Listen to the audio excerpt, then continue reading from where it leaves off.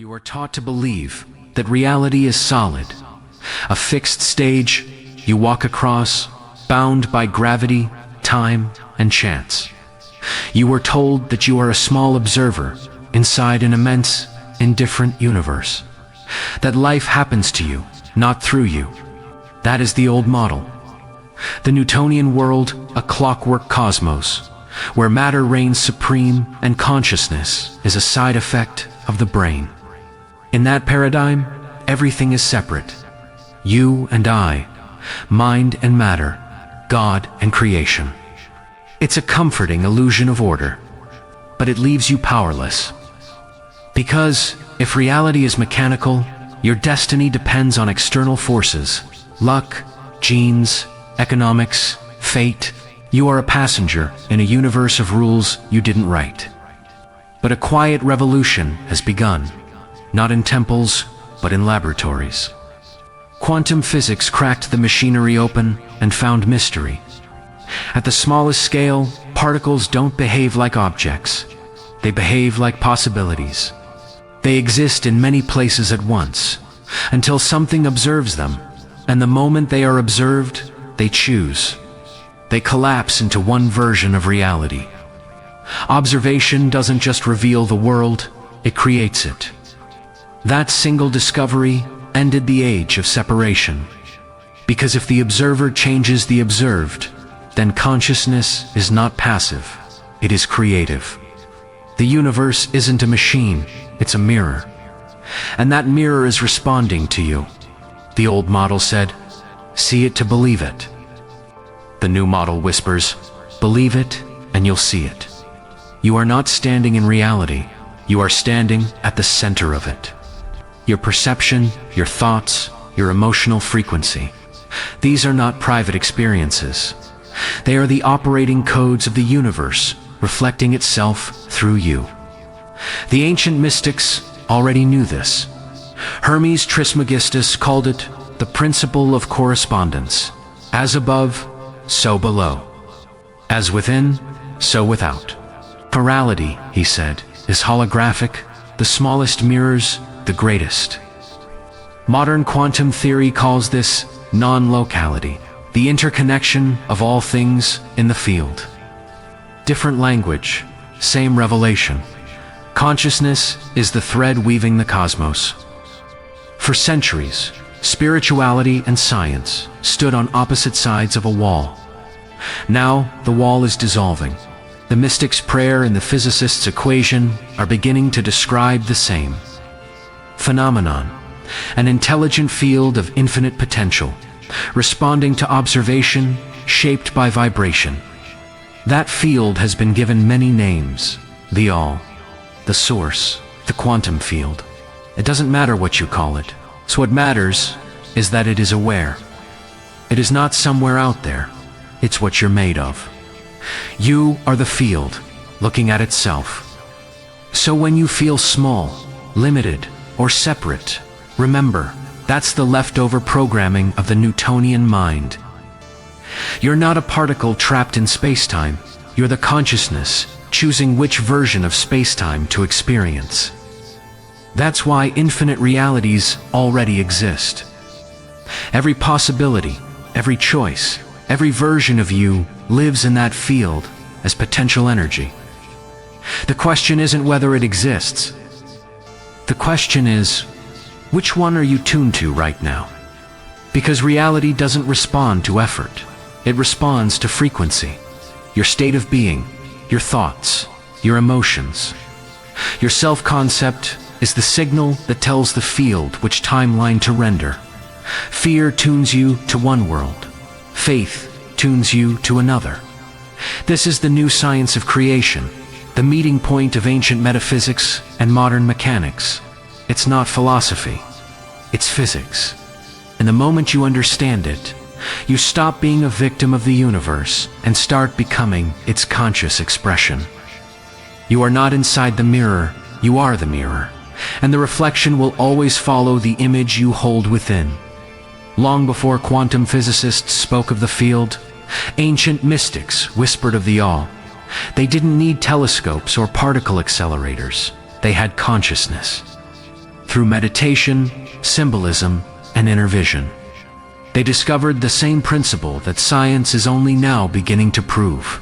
Reality is not made of matter, it is made of mind. Hermes Trismegistus, the 3 times great, called it mentalism. He taught that everything that exists is the manifestation of the one mind, infinite, intelligent, self-aware. The all is mind, says the Kabbalion. The universe is mental. This was not poetry. It was a metaphysical map. Hermes taught that the world we see is a reflection, a thought projected by the infinite mind, just as a dream feels real to the dreamer. Reality feels solid to us, yet both are expressions of consciousness. Fast forward thousands of years, and quantum science now echoes his voice. The observer effect shows that particles exist as potential until observed. In other words, the act of awareness organizes energy into form. The observer's consciousness selects which possibility becomes physical. That's not a metaphor, it's measurable. Physicists call this wave-particle duality. Mystics call it the dance between spirit and matter. Different languages, same truth. Energy responds to attention. As above, so below. As below, so above. This ancient phrase describes what modern scientists call the holographic principle, that every part of the universe contains the information of the whole. In a hologram, if you cut one piece, each fragment still holds the entire image. The cosmos operates the same way. You are not a separate part of the universe. You are a fragment containing the whole. The infinite is encoded in your finite form. That's why your thoughts ripple outward, influencing events far beyond your body. That's why intention alters experiments, why prayer heals across distance, why love changes the chemistry of the room. Because consciousness isn't inside your head is inside consciousness. And that consciousness is multidimensional, meaning infinite versions of reality coexist simultaneously. This is what both Neville Goddard and Joe Dispenza speak about. In different ways, Neville called it the fourth dimension, the realm of imagination where all potential lives. Dispenza calls it the quantum field, the space of infinite probabilities waiting to be observed. Both mean the same thing. Everything you could ever become already exists. Every success, every love story, every healing. Every version of you that lives in confidence, peace, or abundance. It's all already written in the fabric of the field. You don't create it from scratch, you tune into it. Your consciousness is the selector, your frequency, the tuning dial. Imagine a vast ocean of infinite waves, each wave representing a possible reality. You are the diver who chooses which wave to ride, not by swimming harder, but by matching its vibration. You cannot experience a wave you are not resonating with. That's what Neville meant when he said, the feeling of the wish fulfilled. He wasn't teaching blind faith. He was teaching quantum alignment. You assume the emotion of the reality you desire, and by doing so, you enter its frequency. This is what makes manifestation scientific. It's not about forcing reality to bend to your will. It's about entering the vibration of the version of reality that already exists. You change your inner state, and the outer mirror must follow.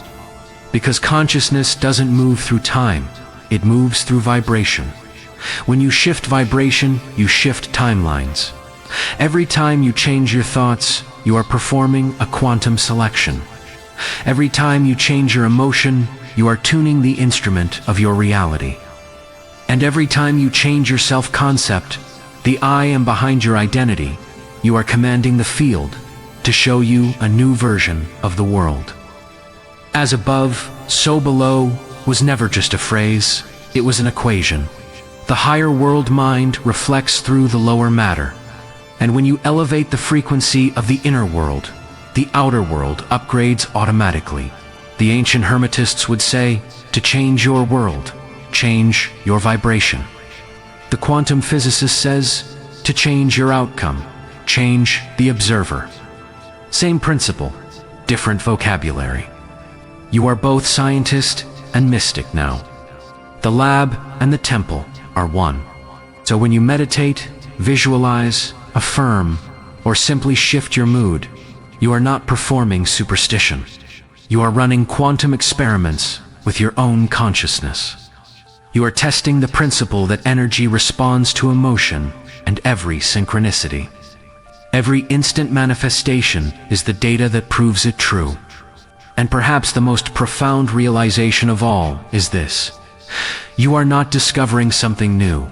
You are remembering something ancient. Because before you were human, you were consciousness. Before you observed the universe, you were the universe observing itself. That's why the deeper you go into science, the more mystical it becomes. And the deeper you go into mysticism, the more scientific it feels. They meet in the same silence, the field that vibrates beneath everything. You are standing at the intersection of two worlds, the old model of matter and separation, and the new model of mind and creation. The door between them is awareness. The key is vibration. And once you step through, there is no going back, because you realize that reality isn't something you live in. It's something you generate. You've probably noticed it. When you're confident, life seems to open its doors. When you're doubtful, even simple things feel blocked. That's not coincidence.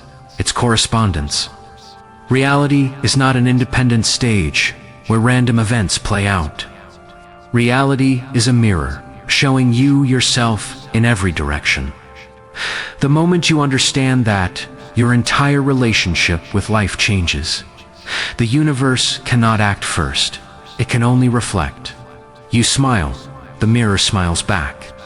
You frown, and the reflection does the same. But you'd never try to grab the mirror's face and force it to smile, would you? Yet that's what most people do when they try to change the outer world without changing the inner one. Everything around you is an echo of what's happening inside you. Thoughts, beliefs, emotions, assumptions, self-concept. You're not a spectator, you're a projector. The old paradigm said, change your circumstances to feel better. The new paradigm says, feel better to change your circumstances.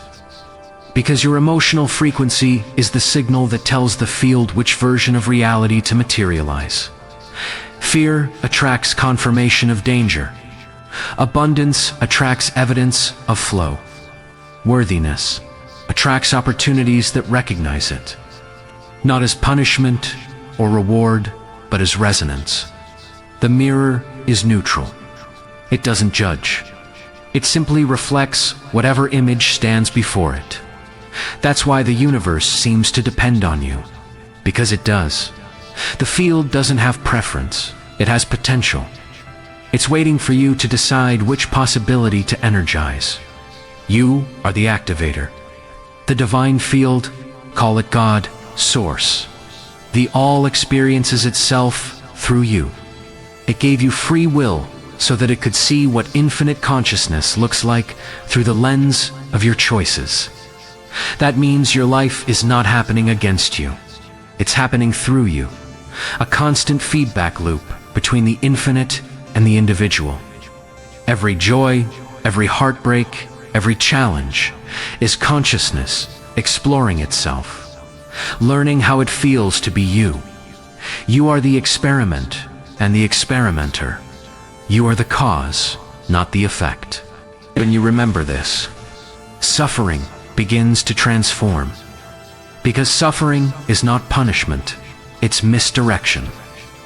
It's what happens when the signal you're broadcasting doesn't match the reality you desire. Most people suffer because they project limitation and wait for expansion. They project fear and hope for love. They project unworthiness and ask for abundance. But the mirror can only reflect what it receives. If you act insane in front of the mirror, Neville Goddard said, the mirror will show you an insane person. Reality doesn't correct you, it reveals you. So instead of asking, "Why is this happening to me?" ask, "What am I broadcasting right now that this event reflects?" That single question turns you from victim to creator. The mirror is not your enemy, it's your ally. It's the most honest feedback system in existence. It will keep showing you the same pattern until you choose a new state of being. That's what awakening really is. The moment you realize that outer change follows inner change, not the other way around. Look around right now. Your relationships, your finances, your health, your environment. They are not random. They are perfectly synchronized with your current vibration. That might sound confronting, but it's actually liberating. Because if you created it unconsciously, you can recreate it consciously. You are not waiting on the universe. The universe is waiting on you. That's the law. The field is an infinite blank screen, and your consciousness is the projector. If you don't like the movie, you don't fix the screen, you change the reel. Your thoughts are the script. Your emotions are the color grading. Your beliefs are the lens. Change the film, and the story must change. So, how do you shift what you're projecting? You start by remembering that consciousness always moves first. The mirror can't smile until you do. If you want love, stop asking for it and start embodying it. If you want abundance, stop reaching and start resonating. If you want peace, stop searching and start feeling. Because the moment you vibrate at that frequency, even before it appears, reality has no choice but to match you. The mirror can't resist its source. This is not philosophy, it's field dynamics. Energy organizes around coherence. When your thoughts, emotions, and identity are aligned, reality stabilizes around them, like iron filings around a magnet. The universe doesn't need convincing. It needs consistency. That's why inner work is outer work. Meditation, visualization, gratitude.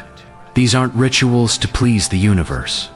They're tools to calibrate your energy so that the mirror has a new pattern to reflect. And every time you hold a new vibration long enough, the old world fades. And the new one appears not because you forced it, but because you became it. That's what the mystics meant by the kingdom is within. That's what the quantum physicists mean when they say the observer determines the outcome. Both are describing the same mirror, reality as reflection. You are the original light casting its image onto the screen of matter. You are not a figure trapped in the reflection. You are the one holding the torch. And when you realize that, the world begins to respond in ways that feel almost supernatural, not because it changed, but because you did. That is the power hidden in plain sight. Reality doesn't start with circumstances. It starts with state. Change your state, and the reflection must shift to meet you. The old world begins to fall away quietly, not with explosions or apocalypse, but with understanding. It fades each time you remember that the external is only an echo. You wake up differently. You stop asking life for permission. You stop chasing proof. You begin to act from the knowing that your inner state is the blueprint of the physical. You realize that you're not reacting to the world, you're generating it. That's the essence of the new model of reality. Consciousness is not trapped inside matter. Matter is suspended inside consciousness. You are not a product of the universe. You are its producer. The universe doesn't unfold in front of you. It unfolds through you. So when you face a challenge, you don't ask, "Why is this happening to me?" You ask, "What vibration is this showing me?" Because every moment is feedback. Every obstacle is an invitation to recalibrate. When you shift that perspective, suffering becomes information. You stop fighting reality and start fine-tuning it. You stop trying to escape the mirror and start shaping the reflection. That's what living from the new model feels like. An ongoing dialogue with the field. You send out vibration. The field sends back experience. You send out a new vibration. The field reorganizes again. It's not about control. It's about co-creation. You and the universe are collaborators. The divine doesn't dictate your path, it dances with you. It mirrors your steps, your rhythm, your music. So if you want a new dance, change your tune. Everything you've been taught to chase is simply the outer expression of an inner frequency. Money, love, success, freedom, they are not goals. They are mirrors of energy, states. When you hold the frequency of freedom, life sends circumstances that match freedom. When you hold the vibration of love, people who resonate with love appear. The new model of reality is not about getting anything. It's about becoming the vibration first, letting form follow function. That's why all transformation begins with identity. Not what do I want, but who am I being? Because I am is the creative command. Your I am is the bridge between spirit and matter. Whatever follows those two words becomes your experience. Say I am tired, and you collapse energy into fatigue. Say I am free, and you align with the frequency of liberation. It's not magic, it's mechanics. Consciousness obeys identity. You can feel the old paradigm still whisper sometimes. The voice that says, but what about reality? What about logic? It's okay. That's the echo of an age that's ending. The Newtonian world is dissolving into the quantum. We are no longer cogs in a cosmic clock. We are waves in an infinite ocean, shaping ourselves by the vibration we hold. The future of spirituality and science is union. Meditation will be understood as neurological coherence. Faith will be understood as vibrational stability. Miracles will be understood as the physics of alignment. And you, yes, you, are part of that evolution. Each time you choose awareness over autopilot, you move the collective forward. Each time you respond with love instead of fear, you rewrite the program for humanity. Because remember, we are one field, mirroring itself endlessly. Your awakening is our awakening. So what does it mean, practically, to live from the new model of reality? It means beginning every day by setting frequency, not goals. Instead of saying, I want this to happen, you say, I choose the vibration of peace, abundance, and clarity today. You attune your energy first, then action naturally aligns. It means catching yourself when you drift into reaction and pausing to recenter. Am I projecting fear or faith right now? That single awareness changes everything. It means thanking every mirror, even the uncomfortable ones. When conflict arises, you see it as a reflection, not an attack. You ask, what part of me is this showing me? And with that humility, life becomes the most sacred classroom. It means remembering that creation is circular. What you send returns amplified. So when you send love, love finds you faster. When you send fear, fear finds you equally fast. Not as punishment, but as feedback. And it means mastering the art of the pause. That sacred second between stimulus and response, where you choose your frequency instead of reacting from habit. That pause is where the old reality ends and the new one begins. When you live like this, the world starts feeling strangely gentle. Synchronicities multiply. Obstacles rearrange.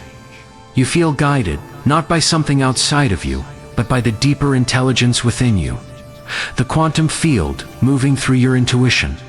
You stop waiting for signs because you become one. You stop searching for alignment because you are alignment. And slowly, the great paradox reveals itself. You were never separate from the universe you were trying to change. You were simply looking at yourself through the mirror of matter. The old model dies when you finally say, "It was me all along." So now, as you breathe, as you listen, feel this truth settling in your cells.